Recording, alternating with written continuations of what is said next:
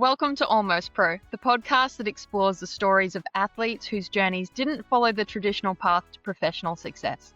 We speak to the 99%, the talented, driven individuals who chased elite sport, navigated the pivots, and built something meaningful beyond the scoreboard. Today's guest is Angus Yeates, a Tasmanian-born athlete whose journey has travelled far beyond the field, from state hockey pathways and a standout season in Germany to chasing PGA ambitions in golf, navigating injury and burnout, and ultimately redefining what success looks like. Angus has rebuilt more than once across sport, business, and creativity. And today we explore what that reinvention really takes. Angus, thanks for being with us. Thanks for having me, guys. Hey, Angus, we're so stoked to have you on. You're a friend of ours through the Deacon chapter, and Laura and I quietly stalk you on your very, very active LinkedIn profile. So we're so grateful to be able to sit down and chat with you today. Angus, based on even just that intro and a couple of things that I've said, it's pretty obvious you live life in quite a few chapters, right? And you got hands in a few different pots. If someone met you today, how would you introduce yourself? Yeah, that's a great question. I think me as a person, because I've had so many different experiences, I think the best way to say is that I've had so much experience in so many different areas. And so I think Angus is a person who is obviously very adaptable and very used to things changing. So I think that would be probably the best way to summarize me.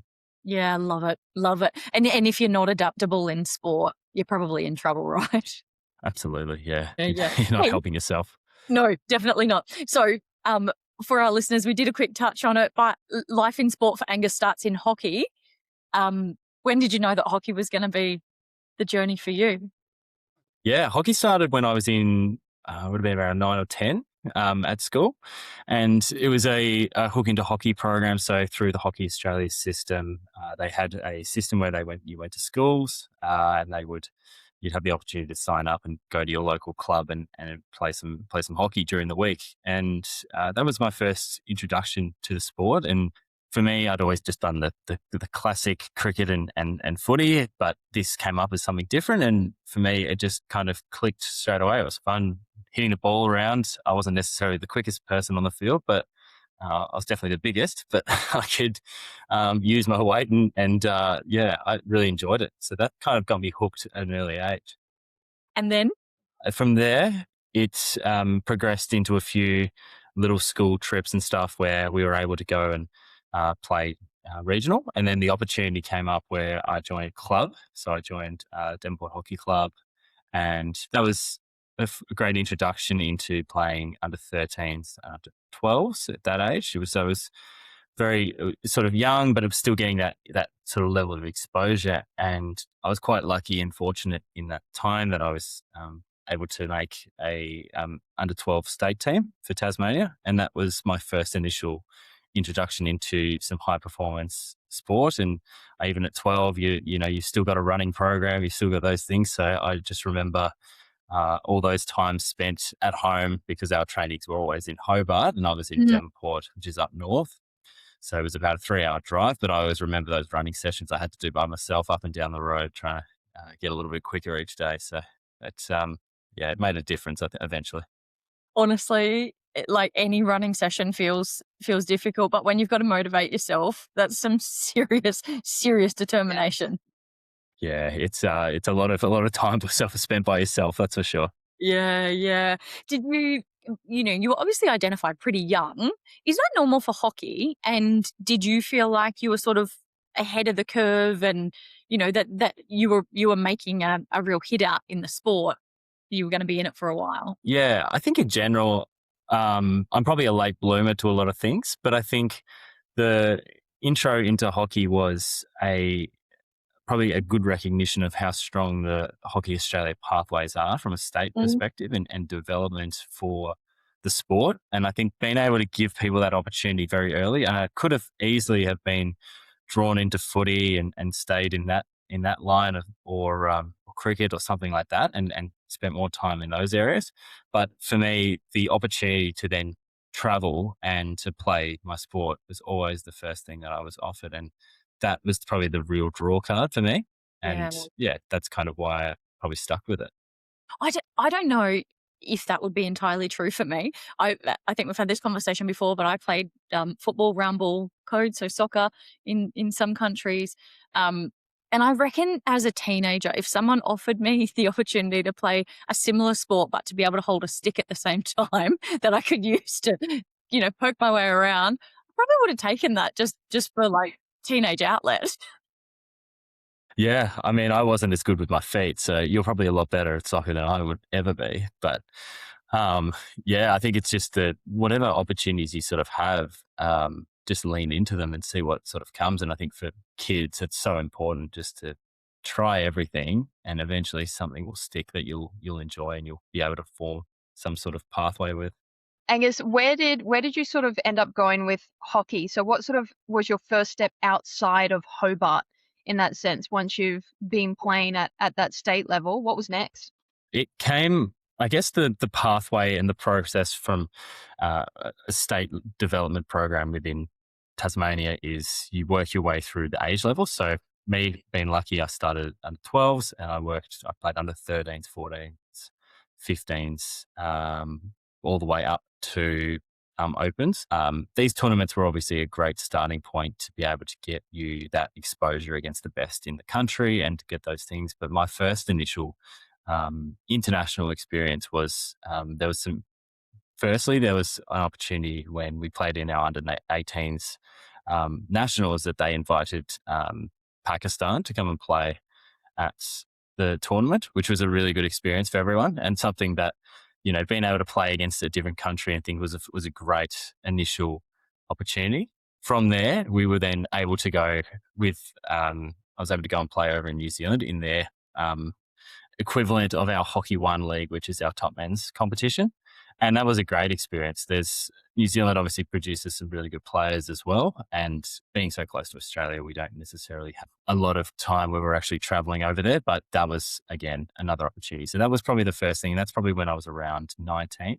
And that sort of gave me a bit of a bug to be like, oh, this is actually really good. There's some great opportunities within this sport. And I think that's the difference between a lot of sports that potentially might stay specifically in Australia is that hockey is an international sport. You're able to travel with it. You're able to experience a lot more. So I think that's a great positive that is also a consideration, I think, if some people can think about that for a sport that they want to play. Did you know you were going to go to Germany with the sport, or were there like a series of options in front of you, or did you were after Germany? Yeah, Germany was out of the blue. It sort of, the way I sort of saw it all was I'd been going down the pathway for golf, and that was very much a COVID transition where there was no other options. Tasmania was much better than a lot of other states and territories. But for me, it was very lucky that I had that time to just focus on playing golf, getting better at golf. And that led to a job at Royal Hobart Golf Club down in Hobart, where I was currently living and studying. And that was a really good pathway. I think as I explored that more, I realized that it probably wasn't as much as I wanted to go into it. So having my prior experience with hockey was when I wanted to actually transition back to that. And so the opportunity to get that and to change was I guess, a blessing. And it also helps when you're young and you don't have a whole lot of, I guess, things to worry about as much. So for me, it was take that opportunity, let's go and explore and see what can actually come of this. And it sort of opened my eyes to probably a lot more than I probably expected. So to clarify, you had hockey down, so you weren't able to play during COVID, and you took that opportunity then to pick up some golf clubs and have a bit of a crack at golf. Yeah, that's right. Golf was a great outlet. And again, it was one of those only activities that you could play when in COVID, which was because of the isolation rules. Yeah. And for me, I'd spent a lot of time before that, probably around 18, where I really, wanted to just have a hit and do something different, because I think I wanted to fill my summers with something that wasn't cricket. So that kind of worked out quite well. And it's a kind of a natural sort of thing. You can hit a ball, great. Okay, we'll go see how you figure it out. And it all kind of changed. I guess that COVID period was a really good experience, because I know a lot of people struggled, but for me it was awesome, because all I did was play golf every single day, and I was able to get coaching. I was able to get those experiences. So it's like a fast track almost to getting better at a sport that I probably hadn't considered before. It's a knowledge overload, and do what you can with that information. That would have been so much fun picking up golf and going, oh, I can do this because there's some transferable skills there. To the rest of us, golf is just very difficult, to put it bluntly. Was there any kind of, when you did start playing golf, was there any kind of emotional shift as well? Like, okay, well, if I start looking down this avenue of golf, what does that mean for hockey? Like, was there any kind of push and pull there? Definitely. I think the golf changed a lot when I was started the role within Royal Hobart Golf Club. And I think that came from the influence of the people that were around me. I had some great sort of mentors and bosses. So Matt Docking, Courtney, his wife, she played on the LPGA tour. Matt had played on the Asia tour, and also the assistant pro, Scott Laycock, who had played on the PGA tour and was ranked within the top 50 at one point, which is a phenomenal sort of team to have around you in also such a small place, really. Like Hobart's not exactly the biggest capital city in the world. So to have that kind of talent around you was something that I was very lucky and realized that made a massive difference. So to see their pathways and to see people that have done it prior to you and to see where that goes can really help. And I think that was sort of a good point for me where I'd seen what they could do. I saw the opportunities, and that's why I decided to go down the PGA pathway initially. The transition came when I realized the opportunities, not only just with playing, it's a brutal system where, you know, you have to be so good, but you also have to fund yourself, which is the hardest part. And I could see it might not necessarily be as difficult within Australia because the cost might be not as high, but your prize money as well is also a little bit lower than, for example, the States or some of the other tours across Europe. So to be able to think about those things, I realized very quickly as I got into that it was something that might not be as I guess profitable or as fulfilling as I might have thought. And it's also a very different mindset, I think, when you start playing for money. That can be that for me was very different considering a sport with hockey.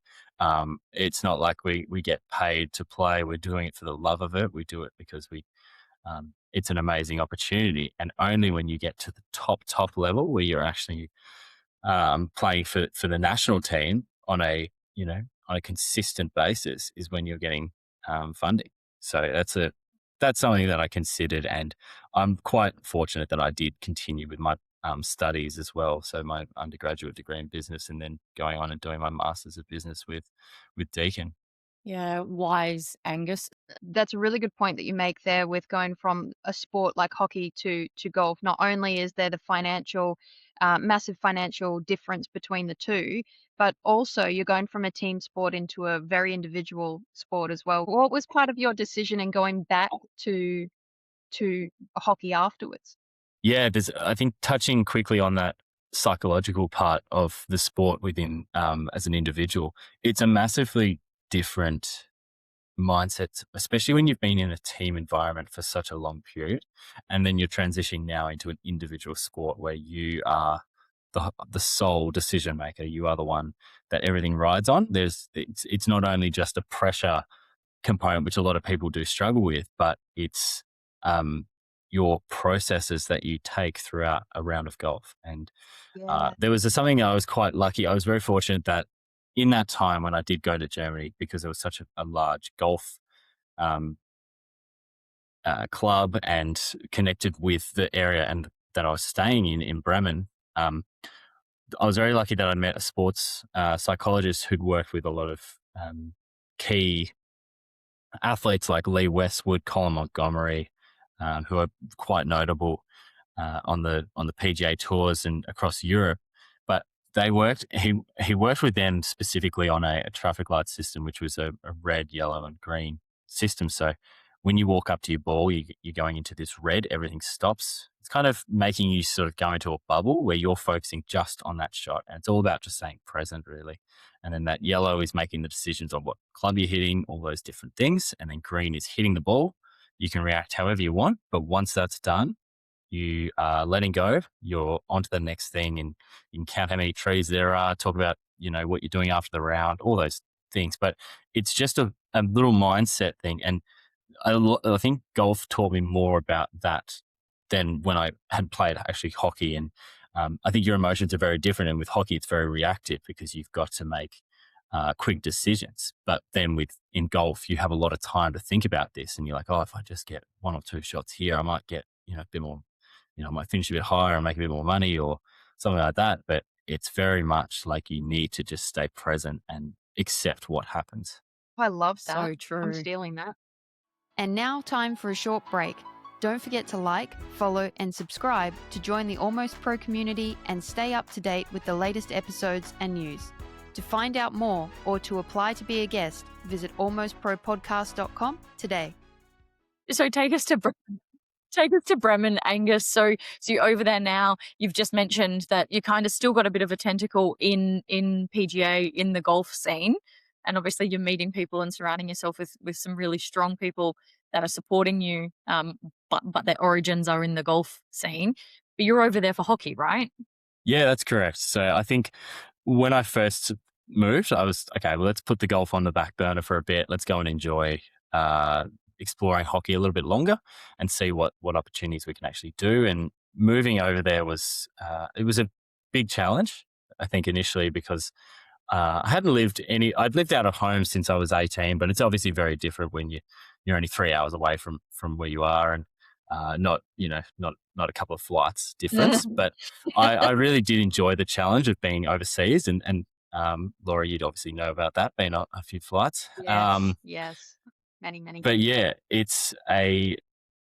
and it's a great thing, I think, to be able to have that opportunity and privilege to be overseas and put yourself in that environment. I think when I went over there, I didn't go with a whole lot of expectations. I thought, let's just see how this goes. And Germany structures their hockey season very differently. So you have your outdoor season through the early start, and then winter period, which would be from that November through to February, March period, is indoor, where they play indoor hockey, and then they transition back outside for the summer period.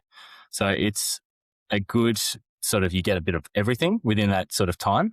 And for me, my experience mainly was within outdoor hockey. So I had a really successful start to the year and then transitioned into indoor hockey. And that was a good challenge, but there was also a lot of other components which probably played into my performance and things that I probably hadn't considered, but obviously take a lot more time. I think hockey is such a small percentage of when you're actually playing and doing that. For a lot of these athletes, it's very much, how do you fill your day? And I filled my day with a lot of study, but I also was quite ambitious, and I wanted to see if I could explore any internship opportunities and job opportunities, because that was something I knew that if I could get on my resume would make a difference when I did come home. So to thinking about those skills, it kind of didn't work out the way I wanted to, as much as I wanted to just go straight into an organization and be able to land that job. It didn't come because of a lot of language barriers, things like that, where I didn't even think about that as much, but until I got over there and realized my German was not that good. So I had to very quickly skill up on some things like that. But also I took on jobs that I probably didn't expect I was going to be doing. And I started working, laboring and doing some absolutely awful kind of jobs. And it was very much a tax dodge for the person who was doing it. But it was who was giving me this opportunity. But it was kind of a really good learning to be, I was sort of going, oh, geez, I've come all this way. I'm now in a different country and I'm doing laboring. I could have been back in Australia doing this. Like, why am I doing this? But I think through that hard period of figuring that out, and then the hockey sort of breaking down a little bit in both what was happening on the field, and just sort of experiencing that. I guess that's, when things don't actually go that well, because I'd had such a good, strong momentum where things just continue to tick up and tick up and tick up. And then having that sort of bad performances and things like that, then you're then going, okay, well, what's actually contributing to this? And I don't necessarily think it was because I was away from home or anything like that. I really believe it was probably because of those other um, indicators and that stress, where I'd always been that person who was managing so many different things, whether it was my study, a job, and then still playing my sport. But that kind of led to that burnout, which I think you touched on before. So that's probably a good learning that I had, and I'm glad I had at an early age. So true. So true. And frighteningly common for athletes, right? Mm, You touched on all of it. How do I maximize and totally stretch every opportunity I'm given, because it could be my last. So while I'm in Germany, I'm going to take every ounce of this that I can possibly take. I also need to fund myself because, financially, I'm going to be getting enough money out of being here to barely scrape through. I'm going to need that to actually live. So you've got these competing interests. There's also plenty happening at home, whether we like it or not, and whether it occupies our mind, it occupies a portion of it at the very least, because the world continues, right? And so all the lives of people we love continue to have their typical ups and downs. So we're carrying all of that, but we're carrying it also now in isolation in a country that doesn't speak the same language as us. So there is no surprise then that we lead to or kind of land in situations that are less than ideal, where the situation is not what we thought it was going to be. However, what we know about you, Angus, is that you make the most of these moments. So you found yourself in that situation. What now? What do you do now?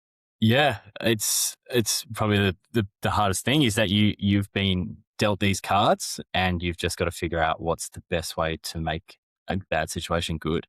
So for me, I had, obviously, once we figured out the things, like I had a lot going on back home, where it was relationships break down stuff, which is long distance and stuff, which is very common as well.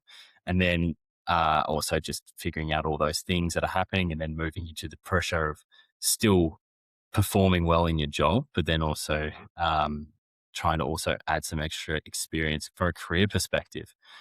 So that was kind of the biggest thing for me, is I knew that I needed to first focus on, I can't control what's happening at home. I need to focus on what I've got in front of me. So the first thing I focused on was getting that career opportunity, because that was the biggest thing that I knew that if I could just land something, it would work out okay. And I got very lucky eventually that I was given an internship at a company called Vector Foil Tech, and they were based in Bremen, but they focus on making roofing for a lot of stadiums and then also shopping centers and things, which was like a clear plastic material. But that worked out great, and it sort of gave me a really good um, structure, I think, to everything else that was going on, and structure to the chaos in some ways. Because even when you're not performing well, and even when you're not being able to do everything at the best of your ability, you still got a consistent routine in some ways. So that kind of helps a lot. And yeah, that definitely transitioned pretty well. So then from that, I think I used those skills pretty well, and I started to form the plan of what I would then do coming back to Australia. And I think that's where the conversation with the sports psychologist was really helpful in talking about the opportunities that might have been there with golf. And initially, when I got back to Australia, that was something that I considered and was offered a lot of positions in those areas because of the skill set that I had. But I made a decision that I think probably helped from my studies and also from the travel that I had done and the exposure that I had got, that I needed something a little bit more substantial. I needed something that had a little bit more direction. And so I was very fortunate that I came back, and I sort of had that lovely reset focus point, and I could then go and build for that next opportunity, which was coming up. And how did you get there? Laura and I know where you are now, but share with us those steps that took place, because it is a cool story. Yeah. Incredible. I very much did my best to focus on what I could control while I was still in Germany. And so I focused really hard on networking and things like that. And LinkedIn has been a really good platform. So I channeled a lot of my energy into those and having calls with people and getting in a bit of a lay of the land and seeing what I could do and see what that opportunity was going to come next, because I had no idea. And I was never going around asking for jobs and seeing what was coming, but it was more just understanding and asking people what they'd done, what was their experience, because building those foundations and building those connections is so important. From there, when I came back to Tassie, got everything sorted at home, and then started looking for that next job. And while I was looking for that job, I felt like I'd kind of taken the backward step again, and I was back doing some hard laboring and some pretty awful jobs, but while I was still doing my master's degree. So at least there was money coming in, and that was one less stress, even though, it's not exactly the most prettiest job when you're pulling asbestos out of roofs and dealing with all those things, but it got the job done. From there, I was looking for anything that sort of popped up, and there was an opportunity that popped up with a graduate position with Adidas, and I applied for that, thinking I'll just throw my hat in the ring and let's see what sort of comes from that. I think as I went down the process of it all, I found out how difficult it actually was to get into this, and it's quite phenomenal. I still think I've been very fortunate. So when I applied, they had over 500 applicants, which was pretty phenomenal, but also expected for a company this large. From there, I was very lucky to get offered an interview. The interview had 10 people who all were in person. So there were people that would have flown up for that and done in-person interviews just to get in front of people. And then I was the only one that opted to do an online interview, just because of what I was doing with work and the Adidas offices being based in Melbourne. Even though it was a short flight, I also just didn't want to spend extra money if I could avoid it. But from that, I think I must have told a pretty good story, and similar to what I've told you today about my travel and my journey within sport, and also the challenges that sort of come with that, and by putting yourself in difficult situations. That then led to me being offered the position, and I moved to Melbourne, and that led to going and working in China for a period, and then as well with managing that with my study within Deakin, going to the United States and doing some work over there for Adidas, which was great. And it kind of just all rolled together really well. The graduate program exposed me to e-commerce, wholesale, brand, everything that was kind of going on at the time. And that was exactly what I needed. And it gave me both structure, it gave me experience that I needed. And I think that set me up incredibly well now for that next title and that next position as I've transitioned through the business, and also as everything else within my sport has transitioned as well. It's just another part of my journey, which is great. And Angus, it's opened up new windows, hasn't it? By being through with Adidas. Actually, I'm going to rewind there and I have to comment your perseverance, your resilience, and adaptability through this entire story, your entire journey is just incredible. But I will get back to that question, but I just thought we speak to a lot of people, and you have so many chapters, as we mentioned, but really those three things is just shining through in everything that you say, and it's really, really commendable and respectable, and I'm just in awe of it, to be honest with you. But back to that question, your time at Adidas, it has opened new windows for you, hasn't it? You're now in fashion yourself. I've done a little bit probably within that space now, but I've now also transitioned to that real estate and maintenance piece, which has been because of our expansion within our retail space and the importance that we are now placing on building out and just getting more foot traffic. I think that's a classic sort of thing that a lot of businesses are experiencing now because of COVID, and everyone wants to get back out and shop and see the places. So having bases on the ground is probably a really important thing. So I'm quite fortunate now to be heading up the coordinator position within the maintenance piece and our real estate. So everything from picking those new stores and things like that, it's I didn't think I would ever be sort of working in this sort of space, but I think that sort of shows, again, comes back to that adaptability. You've got to be willing to sort of take whatever opportunities come your way. And, you can always, if you have passions, absolutely chase them. But in that period where you're figuring out what you're good at, I think it's very important to just be adaptable, take what comes and see and try things. That's really what Totally. I've done all the way through. So good, Angus. And you have, your story shows that you have, right? If 1 minute you're unable to attend an interview because you're up on roofs removing asbestos, the next minute you're in an office, and this conversation where you've transferred skills now and adapted to be available to Adidas for their shops and real estate arm. So impressive. So impressive. But I think it speaks volumes to your character. Just that ability to adapt, to find new opportunities when others might look at it as a setback. You've looked at it and gone, okay, well, what can I take from this? I think it's so admirable. So grateful to hear your story. I've got one last question for you before we move into this or that. If you were asked now what success looks like, what would your answer be? Yeah, great question. I think success is, I would obviously go back to that adaptability piece, but I also think it's what you are able to then take and learn. And success can mean so much for so many different people. For me, I think just making sure that you make the best of every situation that you're in is probably the most important thing, because it's never going to be the exact way that you want things, but you'll always get what you want. It just won't come when you want it or how you want it.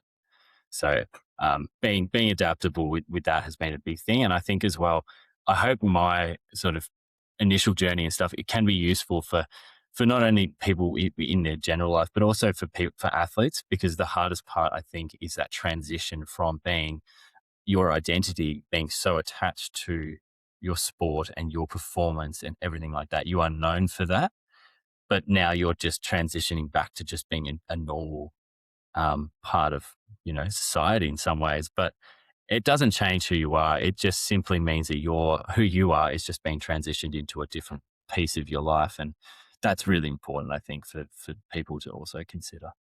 Yeah, it is brilliant. It is true. And it is important. It's incredibly important as we support our transitioning athletes into civilization, moving out of uniforms and jerseys and teams into different environments. It's so important that we share stories so they can see how other people have done it. So grateful for you sharing your story through our platform today. Angus, we can't let you leave because we have to put you under the spotlight now and play a game of this or that.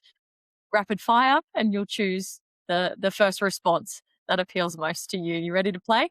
Perfect. Yeah, sounds good.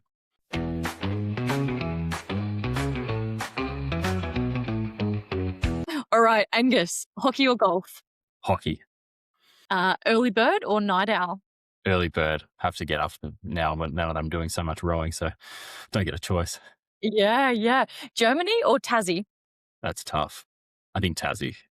Tassie. Team bus or solo grind?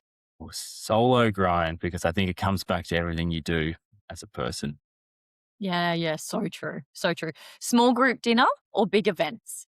Ooh, I think big events, just because I'm so used to running big events in my other stuff that I do. Yep. Podcasts or playlists? Podcasts, definitely. Almost pro for sure. Here he is. Coach feedback or self-driven? Coach feedback. You can only see what you can see. Yeah, so true. Text or phone call? Phone call, definitely. Call me. It's one of my pet peeves for sure. Yeah, I love that. Yeah. Routine or spontaneity? I think spontaneity, because you learn more about yourself that way. Yeah. And last one, purpose or passion? Purpose. I think it's everything comes for a reason, but just having a purpose that carries you through your life is really important. Angus, you have survived this or that with Almost Pro. Thanks for playing. Thanks for having me, guys. It's been great.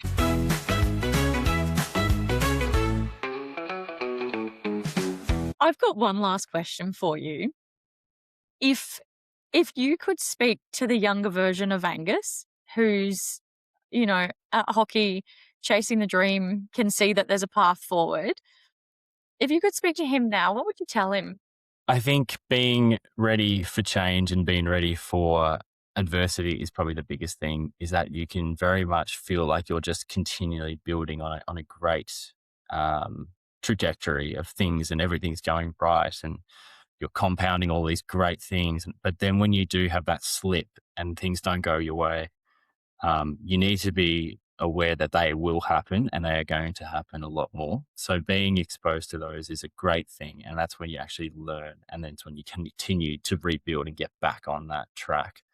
And so I think that's probably the biggest thing that I'd take away from speaking to a younger self. Gosh, that's good advice. I think that's good advice at any age, right? We're not promised that the journey's going to be easy, but it'll be worthwhile. Correct. Yeah. You've just got to stick at it and hopefully something good comes eventually. The truth. Angus, thanks so much for sharing your journey with us. It's been an absolute pleasure to have you with us today. Thank you both. Appreciate you giving me the time. It's been great to be a part of this. So good. So good. Almost Pro exists to explore the space between ambition and outcomes and the growth that happens in between. And Angus is an absolute picture of this. If this episode resonated with you, share it with someone navigating their own pivot. And if you've got a story or know someone who does, we'd love to hear from you. Follow and connect with us at Almost Pro Podcast, and we'll see you again soon. Thanks for listening.